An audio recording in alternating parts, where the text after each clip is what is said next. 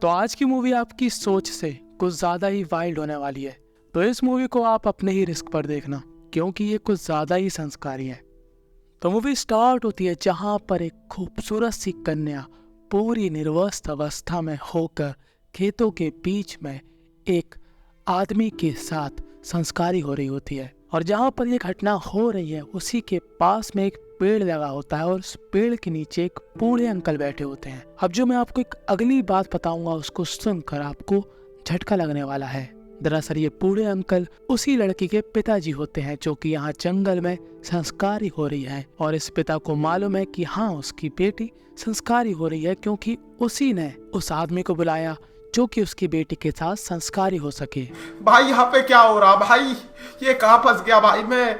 अब आप लोग सोच रहे हो मूवी जस्ट स्टार्ट हुई है और आपको ये सुनने को मिल गया, इसलिए मैंने आपसे शुरू में ही कहा था अपने रिस्क पर देखना। तो देखो, ये जो बूढ़ा आदमी होता है इनको हम बुलाएंगे एंथोनी, और जो इनकी बेटी होती है उसको हम बुलाएंगे रोजी। अब एंथोनी की कॉपी में काफी सारे नाम लिखे होते हैं, जैसे लोग नाम लिखते हैं जैसे कि किसी को शादी में बुलाना हो, पर यहाँ पर एंथोनी इन सभी को शादी में नहीं, अपनी बेटी के साथ संस्कारी होने के लिए बुलाता है। और जब रोजी का कार्यक्रम समाप्त हो जाता है तब वो अपने पापा के साथ खुशी खुशी घर की ओर निकल जाती है। जैसे हम सब के लिए ये काम काफी बड़ा हुआ है कि यार एक बाप अपनी बेटी को ऐसे कैसे करवा सकता, पर इन दोनों के लिए ये सब नॉर्मल है क्योंकि इनको इस काम से पैसा मिलता और रोजी ही अपने घर की रोजी रोटी चलाती। अब इन दोनों के अलावा इनके घर में दो और सदस्य होते हैं, एक रोजी की बहन और एक रोजी का भाई। दोनों ही रोजी से छोटे होते हैं। रोजी के भाई को हम बुलाएंगे मैक्स और उसकी छोटी बहन को हम बुलाएंगे मैक्सी। तो अब हर रोज की तरह जब एंथोनी अपनी बेटी रोजी को एक कस्टमर के पास ले जाता, पर आज के दिन ये कस्टमर पता नहीं कौन सी शिलाजीत खा के आता। ये कस्टमर को ज्यादा ही ताकत लगा रहा था जिससे रोजी को दर्द हो रहा था। तो यहाँ पर इस कस्टमर और एंथोनी के बीच में लड़ाई हो जाती है और हाथापाई में गलती से एंथोनी को ब्लेड लग जाता है और एंथोनी की वहीं पर मौत हो जाती है। अब रोजी भी इस आदमी का कुछ नहीं उखाड़ पाती क्योंकि ये आदमी एक गैंग का मेंबर होता है। अब कुछ दिन बीत जाते हैं और ये लोग अभी तक दुख की अवस्था में है, पर पेट भरना है तो काम तो करना पड़ेगा। घर में एक भाई है, छोटी बहन है, तो अब रोजी डिसाइड करती है कि वो अकेले ये सब काम करेगी। पर नहीं, मैक्स कहता है कि मैं भी तुम्हारे साथ चलूंगा, जो काम पापा करते थे वो काम अब मैं करूंगा। कितना पारिवारिक माहौल है ना। तो अब मैक्स को थोड़ा बहुत अंदाजा होता है कि उसकी बहन क्या करती है। रोजी कहती है तुम्हारा काम है यहाँ पर बैठना और कस्टमरों को फोन लगाकर पूछना कि उनको सर्विस चाहिए है कि नहीं। तो अब पिताजी के मरने के बाद मैक्स भाई साहब ने अपना खानदानी व्यापार अपना लिया है और ज्यादातर लोगों को ये बात मालूम है कि इनकी फैमिली क्या करके पैसा कमाती है। अब एक दिन इनको यहाँ पर एक आदमी अपने घर पे बुलाता है। ये आदमी दरअसल चाहता था कि रोजी उसके बेटे के साथ संस्कारी होए। क्यों? क्योंकि इस आदमी का बेटा लड़कों में इंटरेस्टेड है और ये आदमी चाहता है कि उसका बेटा नॉर्मल लड़कों की तरह लड़कियों पर ध्यान दे। और जो लड़का अंदर होता है इसको हम बुलाएंगे पैट्रिक। अब देखो, इस मूवी को स्टॉप करके मैं आपको एक बात बता दूं। वैसे आपने देखा होगा कि मैं अपनी वीडियोस में अपने जैसे नाम रखता, सुमित, पवित्र, हर्ष ऐसे करके, पर इस मूवी के अंदर मैंने बाहर के नाम चुने। आखिर क्यों? क्योंकि ये मूवी कुछ ज्यादा ही संस्कारी है और मैं नहीं चाहता कि भाई आप लोगों की बेइज्जती ना हो जाए, क्योंकि यार मेरा और आपका भी संबंध एक दोस्ती वाला, ना कि कुछ और। खैर वापस आते हैं मूवी के अंदर। तो अभी यहाँ पर पैट्रिक और रोजी एक दूसरे को जानते हैं, तो वो लोग यहाँ पर नौटंकी करते हैं। ये लोग बस यहाँ पर वो आके आवाजें निकालते और पैट्रिक के फादर को ऐसा लगता है वाओ, रोजी ने तो कमाल ही कर दिया, ऐसी आवाजें मेरे बेटे की मुंह से निकलवा कर मेरे कानों को सुकून मिल गया। तब इनका काम ऐसे ही चलता रहता है। पर एक दिन मैक्स यहाँ पर एक ऐसे आदमी को फोन लगा देता है जिसको फोन नहीं लगाना चाहिए था, क्योंकि ये आदमी था साक्षात एक पुलिस वाला। और ये पैसा देने की जगह पैसा लेकर जाता है। कहता है कि जब तुम्हारा बाप ये काम करवाया करता था तब वो मुझको कुछ कमीशन देता था, तो अब तुम अपने बाप का धंधा संभाल रहे हो तो अब तुम मुझे कमीशन दोगे। इस पुलिस वाले को हम बुलाएंगे जस्टिन। अब इतनी बार संस्कारी होने के बाद रोजी की तबीयत थोड़ी बहुत बिगड़ जाती है, तो मैक्स कहता है अब मैं ये काम करूंगा। तो अब रोजी लोगों को फोन लगाती और मैक्स मैदान पर उतरता। वो किसी के साथ भी संस्कारी होता, चाहे वो लड़की हो या लड़का। अब ऐसे ही करते करते 2 महीने बीत जाते हैं और हमको फिर से वो पुलिस वाला दिखाया जाता है जिसका नाम होता है जस्टिन, जो कि यहाँ पर एक लड़की का पीछा करता है। अब ये लड़की अपने घर के अंदर घुस जाती और जस्टिन इस लड़की का घर देख लेता है। अब वो यहाँ पर क्या करेगा ये हमको मालूम चलेगा आगे। फिलहाल हम आते हैं वापस से मैक्स पर।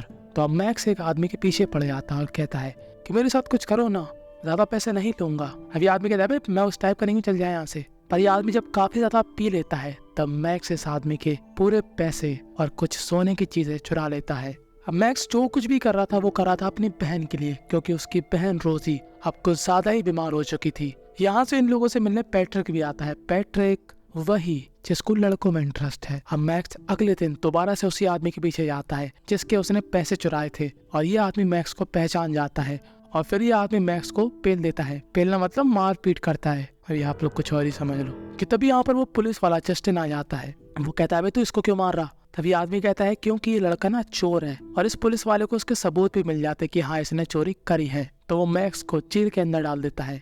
जी हाँ, ये कबूतर खाना जेल है, और अब मैक्स 2-3 दिन से यहीं पर बंद है। और अब रोज ये परेशान हो रही है कि मेरा भाई कहाँ पर गया। वो सब जगह पर पूछ रही होती है कि मैक्स कहाँ पर है। अब ये जो जस्टिन की जेल थी, यहाँ पर एक और लड़की होती है, आप लोग देख सकते हो। ये लड़की वही होती है जो हमको पहले दिखाई गई थी, जिसका जस्टिन पीछा कर रहा था। तो ये लड़की मैक्स से बात करती है और कहती है कि ये पुलिस वाला काफी खराब इंसान है। ये चाहता है कि मैं गलत काम करूं। ये मेरे लिए कस्टमर लेकर आएगा और मेरा काम है उनको खुश करना, पर मुझे ये सब नहीं आता। तो मैक्स कहता है चिंता मत करो, मैं तुमको यहाँ से छुड़ा लूंगा। मतलब खुद का पता नहीं है बाहर जाने का, और वादा कर दिया इसको छुड़ाने का। और दूसरी तरफ बेचारी रोजी परेशान है कि मेरा भाई कहाँ पर रह गया, और उसकी तबीयत भी दिन प्रतिदिन बिगड़ती जा रही है। और दूसरी तरफ जस्टिन, वो भी परेशान है क्योंकि वो जिस लड़की को लेके आया काम के लिए, उसको उस काम के बारे में मालूम ही नहीं है जो जस्टिन उससे कराना चाहता। तो कस्टमर यहाँ पर भाग रहे हैं, तो वो इस लड़की के ऊपर गुस्सा निकाल रहा। तो अब मैक्स यहाँ पर दिमाग लगाता है और जस्टिन से कहता है कि मुझको मालूम है कि तुम इस लड़की को यहाँ पर क्यों लेके आए। तुम चाहते हो कि जो मैं काम करता हूँ वैसे ही पैसे तुम कमाओ, पर तुम्हें इस काम के बारे में कुछ भी नहीं मालूम। हम लोग एक डील करते हैं, तुम मेरी बहन को फोन लगाकर बुलाओ, वो इस लड़की को सिखाएगी कि आखिर संस्कारिक कैसे होते हैं, सामने वाले को खुश कैसे करते हैं, पर बस बदले में मेरे को तुम छोड़ देना। तो जस्टिन की मैक्स की बातों पे पॉइंट लगता है और जस्टिन कहता है ठीक है, मैं तेरी बहन को बुलाता हूँ यहाँ पर। और जब रोजी को मालूम चलता है कि मैक्स जेल में है, तो वो अगले दिन काफी रफ्तार में यहाँ पर आती है। उसको मालूम चल गया था कि जस्टिन ने उसको यहाँ पर क्यों बुलाया। वो मेकअप वगैरह के सभी सामान के साथ यहाँ पर आई थी। अब वो अपनी भाई की यहाँ पर हालत देखकर काफी परेशान थी कि ये साले जस्टिन ने मेरे भाई की क्या हालत बना दी। पर उससे भी खराब हालत थी यहाँ पर इस लड़की की। अब जस्टिन यहाँ पर रोजी को अंदर बंद कर देता है और कहता है कि इसको सिखाओ कि काम कैसे करते हैं। मैं चाहता हूँ कि तुम इसको अपने जैसा एक्सपर्ट बनाओ। और जब रोजी इस लड़की को नहला धुलाकर साफ सुथरा करके जस्टिन के सामने प्रस्तुत करती है, तो जस्टिन रोजी को यहीं पर बंद करके इस लड़की को ऊपर ले जाता है और बिना इस लड़की के परमिशन के इसके साथ गलत काम करता है। और रोजी और मैक्स को ये सब देखकर काफी बुरा लगता है उस लड़की के लिए, पर ये दोनों बेचारे कुछ भी नहीं कर सकते थे क्योंकि ये दोनों ही अंदर बंद थे। पर अब रोजी, पर जब जस्टिन ऊपर से नीचे आता है तब रोजी उसको अपने पास बुलाती है और उसके अंदर के जानवर को दोबारा से जगाती है। और जैसे ही जस्टिन के अंदर की संस्कारी होने वाली फीलिंग्स जागती है, रोजी धीरे से अपने बैग से उस्तरा निकाल कर इसका गला काट कर यहाँ से मैक्स को छुड़ाने भागती है। यानी कि इस विलन का यहाँ पर खात्मा हो चुका है। पर अब रोजी को मालूम है कि उसने जिसको मारा है वो एक पुलिस वाला है, तो अगर वो लोग पकड़े गए तो उनके एन लगना कन्फर्म है। तो ये लोग यहाँ पर क्या करते हैं, ये लोग सबसे पहले आते हैं घर में। यहाँ पर मैक्स और रोजी के साथ वो लड़की भी होती है। उस लड़की को भी ये लोग जेल से अपने घर ले आए थे। अब इनका प्लान था कि सारा सामान लेकर यहाँ से छू मंतर होना, और यहाँ पर इनकी मदद पैट्रिक करता है। पैट्रिक अपने पापा की कार चुराकर इन चारों को अपने साथ बैठाकर यहाँ से भाग जाता है। दरअसल पैट्रिक भी नहीं चाहता था यहाँ पर जीना, क्योंकि उसको पसंद थे लड़के और पिताजी चाहते थे कि वो पसंद करे खूबसूरत सी हसीना, जो कि वो नहीं करना चाहता था। तो अब ये पांचों लोग यहाँ से भाग जाते हैं। और अब मैं जो आपको बात बताऊंगा उसको सुनकर आप पूरी तरीके से हिल जाओगे। अब हमको ऐसा लग रहा था कि ये लोग कोई काम धंधा करेंगे, पैसे कमाएंगे और एक दूसरे की हेल्प करके जीवन चलाएंगे, पर नहीं। अब देखो ये लोग क्या करते हैं। रोजी संस्कारी होती है लड़कों के साथ, वो लड़की भी संस्कारी होती है लड़कों के साथ, मैक्स संस्कारी होता है आंटियों के साथ, और पैट्रिक संस्कारी होता है लड़कों के साथ। और कस्टमर को कौन बुलाता है? मैक्स ही। और इस आखिरी वाले सीन को देखकर मैं बस यही कहना चाहता हूँ, इतना पारिवारिक माहौल है ना। खैर बस यहीं पर ये मूवी थी एंड हो जाती है। इस मूवी से हमको यही सीखने को मिला कि इस मूवी से कुछ भी मत सीखें। और मैं दिल से चाहता हूँ कि आप ये मूवी अपने दोस्तों के साथ शेयर करो ताकि उनको भी मजा आए इस मूवी की स्टोरी जानकर। और अगर आपको साउथ और बॉलीवुड की नई नई मूवी पसंद है तो आप मेरे एक और चैनल को सब्सक्राइब कर सकते हो जिसका नाम है बोलो वर्सेस। तो आप लोग खुश रहो, अपने दिमाग से सारी टेंशन हटा लें और ऐसी मूवी से कोई भी सीख ना लें